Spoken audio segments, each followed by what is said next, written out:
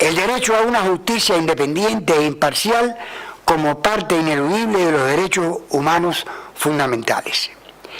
Si hay uno de los derechos humanos fundamentales de mayor sensibilidad que debe ser atendido con rasgo supraconstitucional y universal y que se viola por el régimen castrista desde hace 53 años, es precisamente el de la falta de justicia independiente e imparcial, con la concomitante carencia al derecho a un justo y debido proceso judicial con todas las garantías procesales y sus principios de presunción de inocencia, respeto de habeas corpus, que también funcionaba en la etapa anterior. Se mantuvo, sí.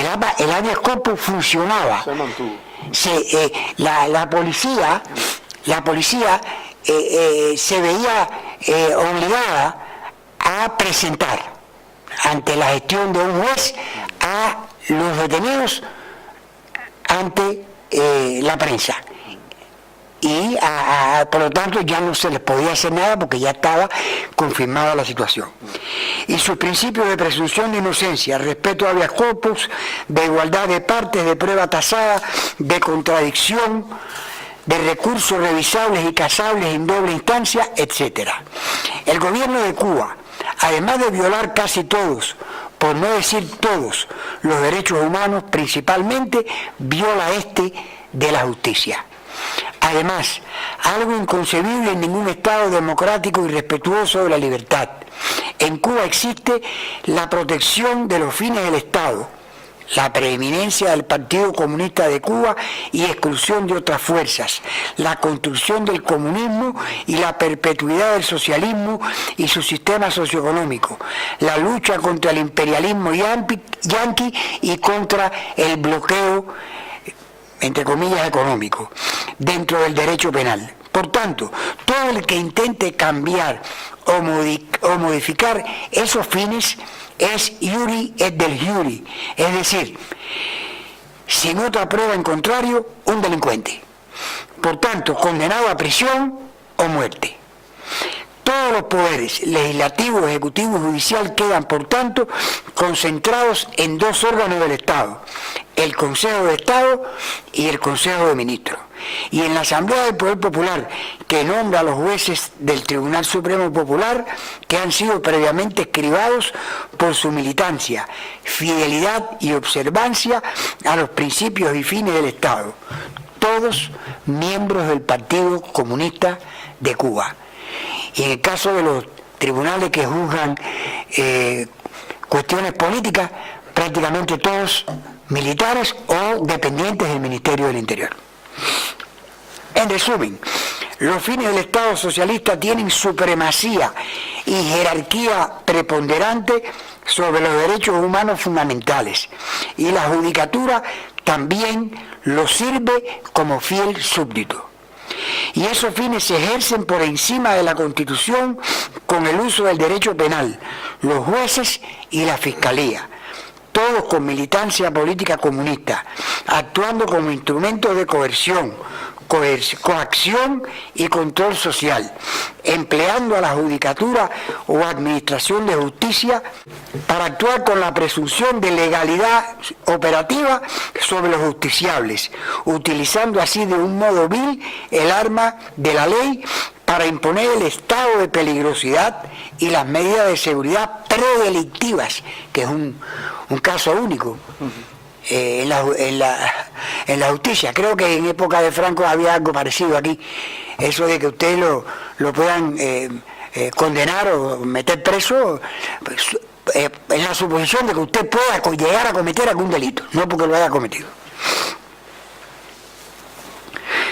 Y las medidas de seguridad predelictivas para enterrar cualquier pretensión de cambio político, económico o social del régimen imperante. El modo es insustancial para el régimen, sea pacífico u hostil el acto. Basta la intencionalidad y con ello la culpa. Deber obediencia a la ley no implica legitimidad de la misma. Con las leyes de Nuremberg, dentro de la legalidad nacional socialista nazi, exterminando al pueblo judío por decreto, de modo que la judicatura hitleriana, por tanto, seguía los mismos parámetros legales de los que se dotó. De igual modo, el régimen castrista actúa bajo su ley, no implica que sea un Estado constitucional de derecho, ni mucho menos justo.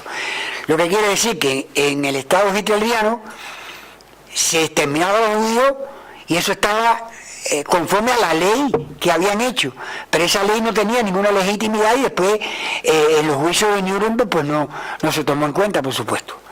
Lo mismo ocurre en el tema cubano. Lo que legitima a la ley es su origen y condición, que nazca de la soberanía popular libre y plural, adoptando los valores y derechos humanos universales y que cumpla y observe de modo estricto, imparcial, independiente, recurrible y contrastable por toda la sociedad civil. Además de la no existencia de la tripartición de poderes en Cuba, la falta de un poder judicial independiente e imparcial hace imposible detener el avance del poder del Estado. El verdadero poder está en el seno del Buró Político del Partido Comunista de Cuba, el Ministerio de las Fuerzas Armadas y el Ministerio del Interior. Todos ellos dentro del Consejo de Estado y de Ministros, subordinados a su vez a la Asamblea Nacional del Poder Popular, que anula a su vez los derechos humanos fundamentales. El régimen cubano viola de manera flagrante los principios básicos relativos a la independencia de la judicatura, confirmados por la Asamblea General de las Naciones Unidas en 1985. Hasta que no se cumplan estos principios, la justicia en Cuba no será independiente ni imparcial, ni se respetarán los derechos humanos de los justiciables. En resumen, estos principios son: A. La independencia de la judicatura, jueces y tribunales de justicia será garantizada por el Estado y proclamada por la Constitución o la legislación del país. Todas las instituciones gubernamentales respetarán y acatarán la independencia de la judicatura. B. Los jueces resolverán los asuntos que conozcan con imparcialidad, basándose en los hechos y en consonancia con el derecho, sin restricción alguna y sin influencias, alicientes, presiones, amenazas o intromisiones indebidas, sean directas o indirectas, de cualesquiera sectores o por cualquier motivo. C. La judicatura será competente en todas las cuestiones de índole judicial y tendrá autoridad exclusiva para decidir si una cuestión que le haya sido sometida está dentro de la competencia que le haya atribuido la ley. D. No se efectuarán intromisiones indebidas o injustificadas en el proceso judicial, ni se someterán a revisión las decisiones judiciales de los tribunales. Este principio se aplicará sin menoscabo a la vía de revisión judicial ni de la mitigación o conmutación de las penas impuestas por la judicatura efectuadas por las autoridades administrativas de conformidad con lo dispuesto en la ley. E. Toda persona tendrá derecho a ser juzgada por los tribunales de justicia ordinarios con arreglo a procedimientos legalmente establecidos. No se crearán tribunales que apliquen normas procesales debidamente establecidas para sustituir la jurisdicción que corresponda normalmente a los tribunales ordinarios. Esto ocurrió, por ejemplo, en los juicios de Ochoa, que se dictaron normas especiales que no estaban previstas antes ad hoc para estos hechos.